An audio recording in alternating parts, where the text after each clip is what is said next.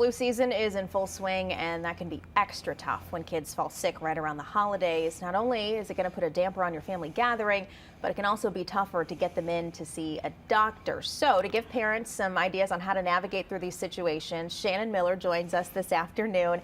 She's a nurse practitioner at St. Louis Children's After Hours. Glad to have you with us to walk this through. So we're talking about flu, COVID-19, as well as RSV. Tell me how it's different this year than it has been in the past. Yeah, so the past couple of years, we haven't seen our typical viral season because people were masking, they were isolating with COVID.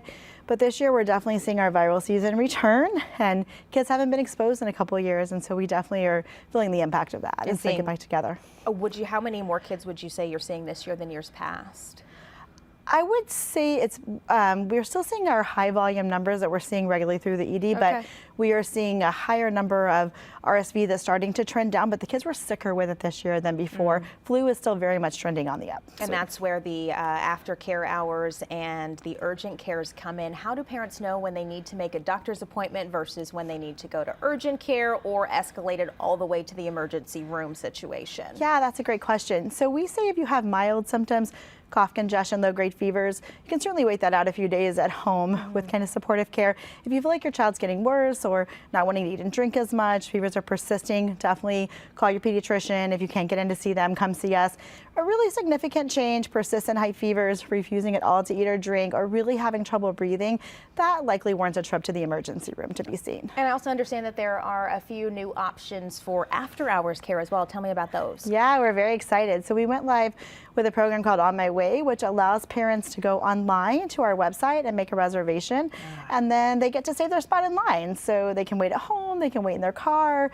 So it just gives them a lot of flexibility to not be in a crowded waiting room with a sick child. And I know that's something that for the adults we've always been able to do, schedule ahead, but when you're not sitting in the waiting room with a sick kid and amongst other sick kids, that makes a really big difference. Yeah. What's been the response that you've seen from parents who have been able to just show up when it's their time slot ready to go? Yeah, we've heard wonderful feedback from this. They are very excited about being able to wait at home.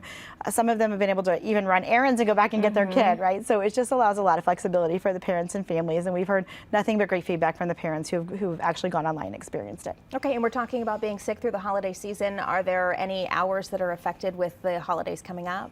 Yeah, so we are closed Christmas Day, but we have holiday hours on New Year's Eve, New Year's Day, and Christmas Eve, and those are noon to 7, and you can certainly go online and make that reservation for those as well. Okay, if you would like to make that reservation, let's get you a look at where you can do that to reserve your spot. That is stlouischildrens.org/after hours. Shannon Miller, do appreciate you being with us this afternoon to walk us through that. Yeah, thanks. Local neighbors